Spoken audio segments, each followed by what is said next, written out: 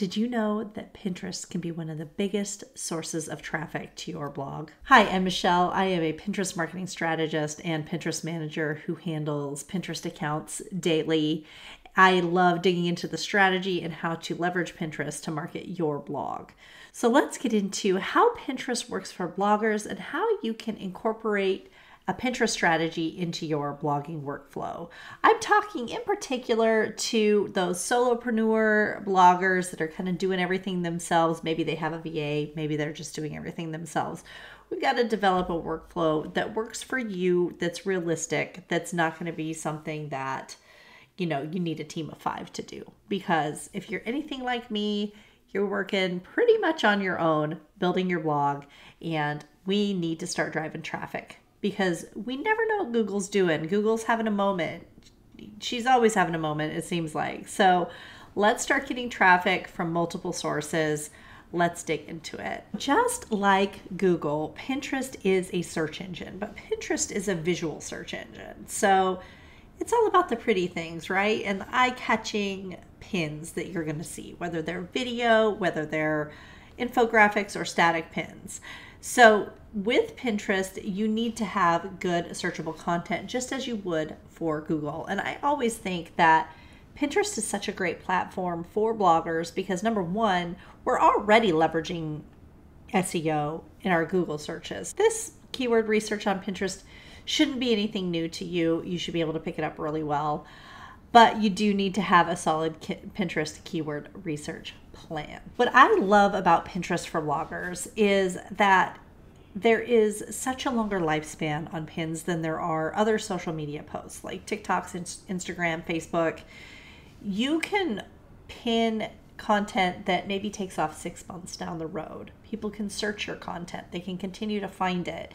And that is amazing for a blog because they're looking to be inspired. They're looking to learn how to do things, what to do.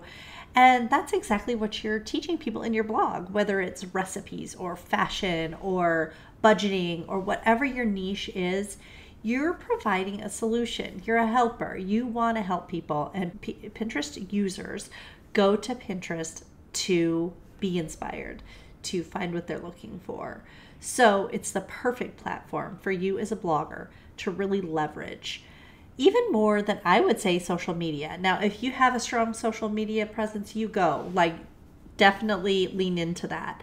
But Pinterest is an amazing source of traffic for bloggers, and I'm going to teach you how to incorporate that into your workflow so that you can really start to leverage the platform. Now, the first thing that you want to do when you're setting up your Pinterest account for your blog is to make sure that you have a very well optimized Pinterest profile, from the about section to your name to your boards and your board descriptions. Now, I have a free mini course that teaches you exactly how to do this. I'm going to link it down below. Make sure to grab that, especially if you're brand new to Pinterest, but even if you've had a Pinterest account for a while. I've had established bloggers go through that course and reach out to me and say, wow, that was game changing. I had no idea I needed to do all of that. So it's a great course. It's totally free. You get tons of templates with it. I probably should charge for it. I have considered charging for it, but right now, it is still free, so grab it down below. Because Pinterest is a visual search engine, you want to have eye-catching pins. Okay, so pretty pins that stand out. Visuals do matter. Now, I don't want you to overthink it. Don't go crazy. Just put a pin up, if nothing else. But you do want to try to make it something that people want to click on, because what's the point of a pin out there if nobody's going to click on it, right? So having nice colors that represent your blog, where they click on your pin and they go to your blog and it's expected. We want to make sure that when people are clicking on our pin, they go to where they anticipate going. I like to have branded pins. Now, some people don't. They use the colors, within the visuals, and that's okay too. I just think as a blogger, you're building this business, you want to have recognition. Having branded pins is great. And what I mean by branded pins is using the same colors you use on your website, using similar fonts, and just using those consistently. So when people see a pin from you on Pinterest, they know it's coming from you. Now, if you're not a designer, that is okay. Go buy a pack of Pinterest pin templates off of Etsy, or I'll link my shop down below. I do have some Pinterest templates you can pick up. Use those, put your colors in, add your fonts, and you're off to the races. So you don't have to go crazy with designing a bunch of pins. I had someone tell me that they spend like 30 minutes to an hour designing each Pinterest pin. Way too long. If it's taking you over, 3 to 5 minutes per pin, that's too long. Utilize templates when you can, and that will help you really cut down on the time that you're taking on your Pinterest pins. Now, probably the most important part about getting found on Pinterest and driving people to your blog is going to be your keyword research. I'm going to link a video right up here. It digs into how to do keyword research on Pinterest. I also have an updated video coming out shortly, so stay tuned for that. Make sure you subscribe so you get the notification when that comes out. But when you're looking at Pinterest, because it's a search engine, you do have to do some keyword research specific to Pinterest. Now, you don't have to go crazy, but when you're doing this research, you can have a bank of keywords, or you can do your keyword research with each individual pin. You're going to be doing a lot of research when you're optimizing, so I would keep those keywords handy.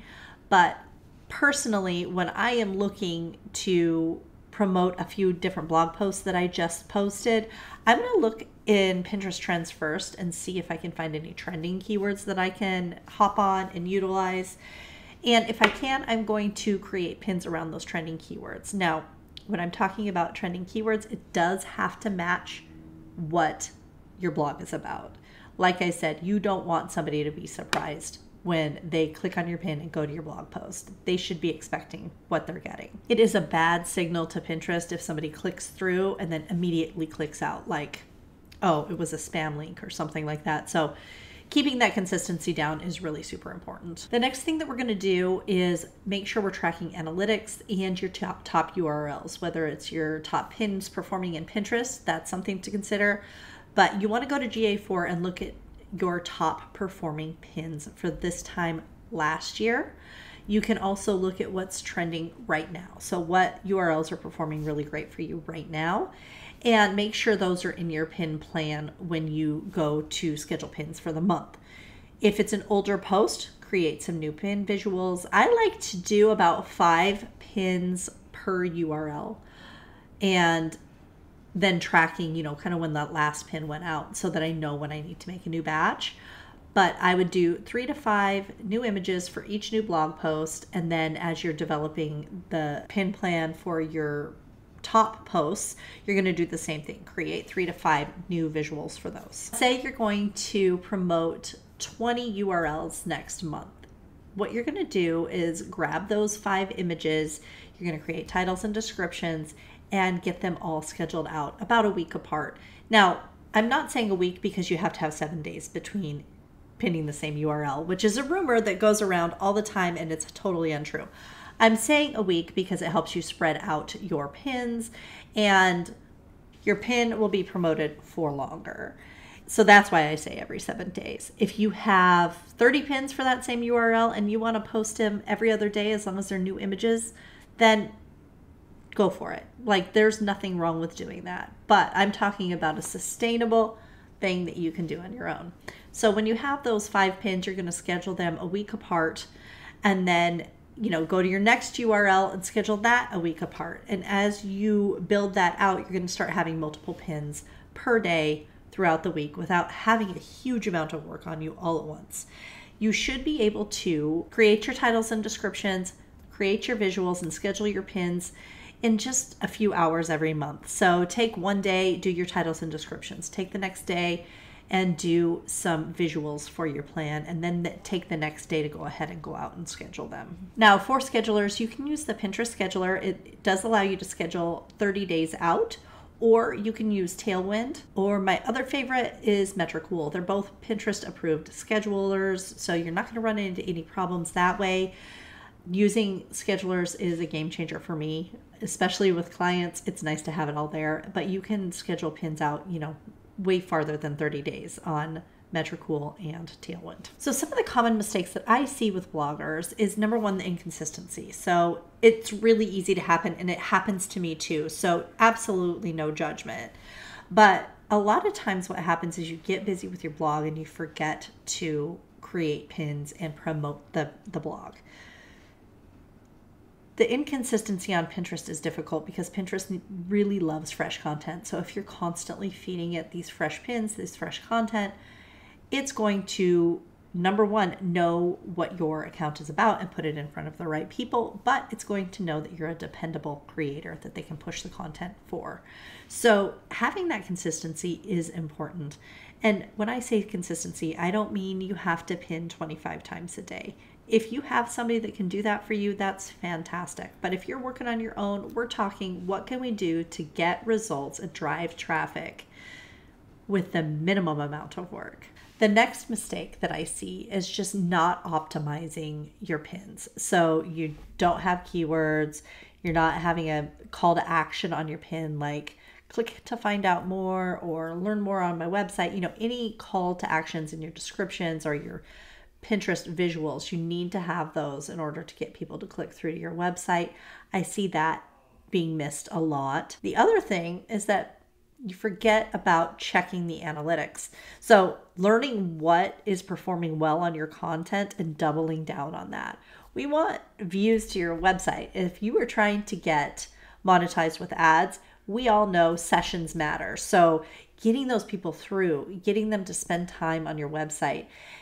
One of the best ways to do that is by making sure that you're consistently pinning your highest performing content because you already know people like it. So when you're sending more people there, you're going to have more sessions and they're going to stay there for longer. So make sure to utilize your top content. Now, I'm going to put a link down below. I am currently developing a course, and by the time this comes out, it may be about ready to launch in its beta form.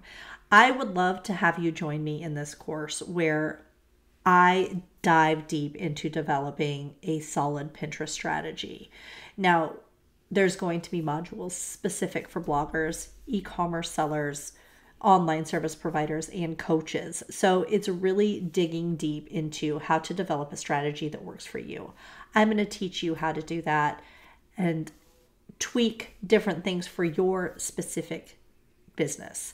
If this is interesting to you, it's going to be at a screaming deal on beta launch, and I would love to have you join me. So click the link down below where you can get some more information on the course. If you have any questions, please reach out to me at hello@michelle-stevens.com. Happy to answer any questions, or you can find me over on Instagram and DM me at growing_with-Michelle.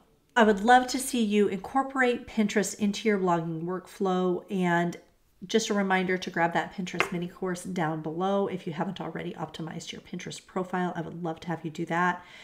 If you have any questions, hit a comment down below. The other thing I wanted to ask you guys is I am developing a blog that has nothing to do with Pinterest. I have my Pinterest blog, but I have another blog that I'm creating. And I'm wondering if it would be helpful to follow along the journey of me building this blog and creating a Pinterest strategy for it. If that is something that is interesting to you, please comment down below and let me know. If it is, I'm going to go ahead and start that series, and we're going to see how we can build a blog from scratch. And I mean scratch, like I only have 3 blog posts on there. I have not launched the blog.